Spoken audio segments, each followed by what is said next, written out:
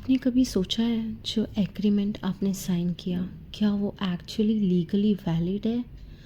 और यहाँ एक ट्विस्ट है। कई बार जो एग्रीमेंट हमने साइन किया होता है वो लीगली वर्थलेस होता है, और दूसरी तरफ कई बार एक कॉन्वर्सेशन, एक वर्बल हाँ बिना किसी साइन के पूरी तरह से इन्फोर्सिबल होता है in court of law. So the real question is, what actually makes an agreement legally binding? क्या चीज़ एक सिंपल बातचीत को एक इन्फोर्सिबल कॉन्ट्रैक्ट बनाती है? आज हम यही समझेंगे कॉन्ट्रैक्ट लॉ एकदम बेसिक से। हाय, मैं हूँ शिल्पी। मेरी बैकग्राउंड लिटिगेशन में रही है। Court room files, case paper, real disputes, जहाँ कॉन्ट्रैक्ट्स एंड एग्रीमेंट्स रोज़ की बात है।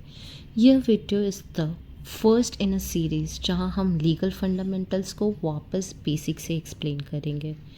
नो कॉम्प्लिकेटेड लीगलीज, बिल्कुल सिंपल एवरीडे भाषा में, जहाँ मैं आपको कॉफ़ी पे एक्सप्लेन कर रही हूँ। आज का टॉपिक है What makes a contract valid under Indian law? चलिए शुरू करते हैं। Let's start right at the foundation. What is a contract actually? Under the Indian Contract Act 1872, a contract is defined in the simplest possible way. It's an agreement enforceable by law. That's it. That's the whole definition. Notice what's missing. There is no requirement that it has to be on a stamp paper. It doesn't even need to be written down. अगर एक agreement certain legal condition को meet करता है तो वो automatically एक contract बन जाता है और it becomes enforceable in a court of law, चाहे कागज़ में लिखा हो या सिर्फ बोला गया हो। तो असली सवाल यह नहीं है कि हमें कुछ साइन किया। असली सवाल ये है कि क्या ये एग्रीमेंट लीगली रिक्वायरमेंट्स को सेटिस्फाई करता है। चलिए उन रिक्वायरमेंट्स को एक एक करके तोड़ते हैं। For an agreement to become a valid enforceable contract 5 essential elements चाहिए होता है। इनमें से एक भी मिसिंग हो तो पूरा एग्रीमेंट लीगली शेकी हो जाता है।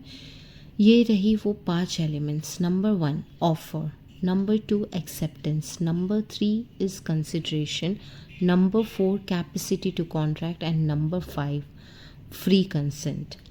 अगर इन 5 में से कोई भी एक एलिमेंट मिसिंग है तो एग्रीमेंट लीगली वैलिड कॉन्ट्रैक्ट नहीं माना जाएगा, चाहे दोनों पार्टीज़ ने कितनी भी सिंसियरिटी से उसे फॉलो किया हो। Let's go through each one at a time with real examples. First, offer and acceptance. एक पार्टी एक प्रपोजल देती है, this is called the offer. दूसरी पार्टी उसे एक्सेप्ट करती है and this become the acceptance. Simple right? But there is the detail that most people miss. Acceptance has to match the offer exactly, without any changes, without any modification. एक example लेते हैं। मान लीजिए मैं आपको कहती हूँ मैं ये लैपटॉप 40,000 रुपये में बेचूँगी। अगर आप कहते हैं हाँ deal, that's the clear acceptance, contract बन गया। लेकिन अगर आप कहते हैं मैं 35,000 दूंगा, that's not acceptance. Legally this becomes a counter offer, and the moment you make a counter offer the original offer is automatically considered rejected. अब बॉल वापस मेरे कोर्ट में है। मैं डिसाइड करूँगी कि मैं आपका नया ऑफ़र एक्सेप्ट करती हूँ या नहीं। ये पॉइंट नेगोशिएशन में बहुत मैटर करता है। जब भी आप टर्म्स को बार बार बदलते हो, payment terms, timeline, quantity, technically हर बार आप एक नया ऑफ़र बना रहे हो, पुराने ऑफ़र को एक्सेप्ट नहीं कर रहे। इसी वजह से लॉन्ग नेगोशिएशंस में ये ट्रैक करना ज़रूरी है कि फ़ाइनल टर्म्स क्या है जिन पर दोनों पार्टीज़ ने एक्चुअली एग्री किया। सेकेंड एलिमेंट है कंसिडरेशन। सिंपल वर्ड में कंसिडरेशन का मतलब है दोनों साइड को कुछ ना कुछ वैल्यू देना होता है। यह मनी हो सकता है, एक सर्विस हो सकती है, एक प्रोडक्ट हो सकता है, या इवन एक प्रॉमिस कि आप कुछ करोगे या कुछ नहीं करोगे। अब यहाँ एक इम्पॉर्टेंट पॉइंट है जो बहुत लोग मिस करते हैं। A one sided gift is not a contract.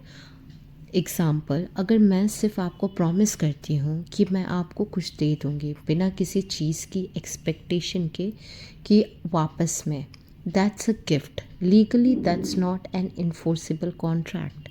आप मुझे कोर्ट में फ़ोर्स नहीं कर सकते कि मैं वो गिफ्ट दूँ, क्योंकि वहाँ कोई एक्सचेंज नहीं है। For a valid contract to exist, दोनों तरफ से एक्सचेंज होना ज़रूरी है। कुछ दिया गया, कुछ वापस मिला, चाहे वो पैसा हो, सर्विस हो या एक म्यूचुअल प्रॉमिस। ये डिस्टिंक्शन बहुत कम आता है जब आप एम्प्लॉयमेंट ऑफर्स, वेंडर एग्रीमेंट या इवन फैमिली सेटलमेंट्स रिव्यू कर रहे हो। चेक कीजिए क्या दोनों साइड ने एक्चुअली कुछ एक्सचेंज किया है या सिर्फ एक तरफ से प्रॉमिस दिया गया है। थर्ड एलिमेंट है कैपेसिटी टू कॉन्ट्रैक्ट। ये एलिमेंट थोड़ा डिफरेंट है। ये टर्म्स के बारे में नहीं है, ये पार्टीज़ के बारे में है। क्या लॉ के मुताबिक दोनों पार्टीज़ को कॉन्ट्रैक्ट करने की परमिशन है? अंडर इंडियन लॉ कुछ categories of people valid contract नहीं कर सकते, जैसे कि माइनर मतलब 18 साल से कम उम्र के लोग एक वैलिड कॉन्ट्रैक्ट में एंटर नहीं कर सकते। पर्सन ऑफ अनसाउंड माइंड भी नहीं कर सकते, और कोई भी जिसे किसी स्पेसिफिक लॉ के थ्रू डिस्क्वालीफाई कर दिया गया हो वो भी नहीं कर सकता। इसका मतलब यह है कि अगर बाकी चारों एलिमेंट्स परफेक्टली प्रेजेंट है, offer, acceptance, consideration, free consent, सब कुछ सही है, लेकिन एक पार्टी के पास लीगल कैपेसिटी ही नहीं थी एग्रीमेंट करने की, तो ये कॉन्ट्रैक्ट चैलेंज किया जा सकता है।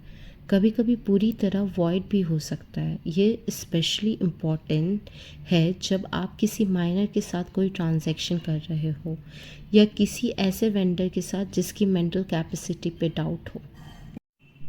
फोर्थ एलिमेंट है फ्री कंसेंट। इसका मतलब है दोनों पार्टीज़ को फ्रीली एग्री करना चाहिए बिना किसी भी तरह के एक्सटर्नल प्रेशर के। कंसेंट जो इन चीज़ों से आता है, कॉशन मतलब फोर्स या थ्रेट, अनड्यू इन्फ्लुएंस जहाँ एक पार्टी डोमिनेंट पोजीशन का मिसयूज़ करे, फ्रॉड, मिसरिप्रेजेंटेशन या इवन एक जेन्युइन ऑनेस्ट मिस्टेक, ये सब कंसेंट को कॉम्प्रोमाइज़ कर देती है और पूरे कॉन्ट्रैक्ट को वॉइडेबल बना देती है। अब वॉइडेबल का एग्जैक्ट मतलब समझाना ज़रूरी है। ये ऑटोमेटिकली इनवैलिड नहीं हो जाता। इसका मतलब है कि जिस पार्टी के साथ ये हुआ है उसको राइट मिलता है कॉन्ट्रैक्ट से बाहर निकलने का, but only if she chooses to exercise that right, जब इश्यू डिस्कवर हो जाए। यही वजह है कि अगर कोई कॉन्ट्रैक्ट प्रेशर में साइन करवाया गया हो या फॉल्स इंफॉर्मेशन के बेसिस पे साइन किया गया हो, उससे कोर्ट में चैलेंज किया जा सकता है और अफेक्टेड पार्टी उसे कैंसिल करवा सकती है। तो अगली बार जब कोई आपसे कहे बस साइन कर दो, बाद में देख लेंगे, याद रखिए अगर वो प्रेशर जेन्युइन कॉशन बन जाए तो उस कंसेंट की लीगल वैल्यू ही कमज़ोर हो जाती है।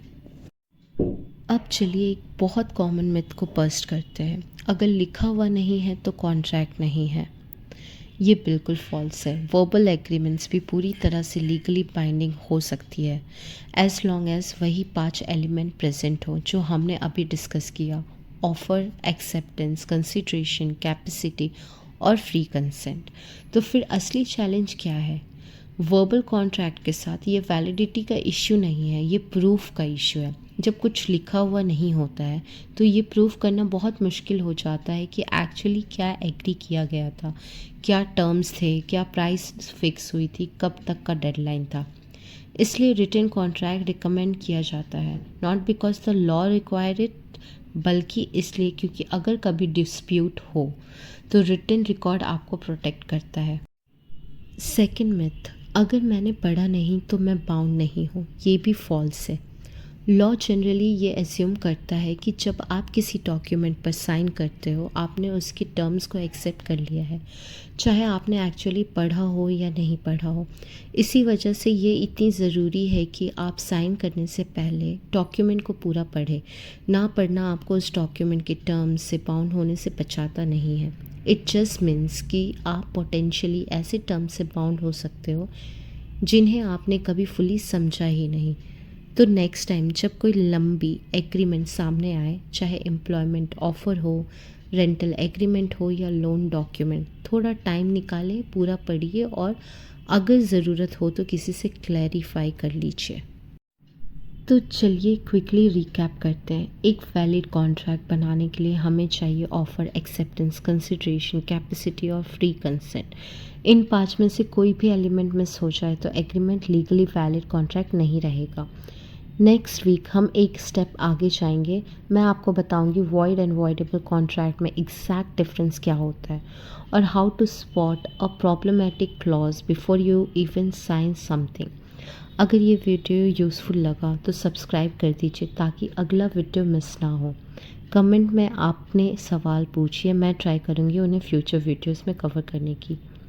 सी you in the next one. Thank you.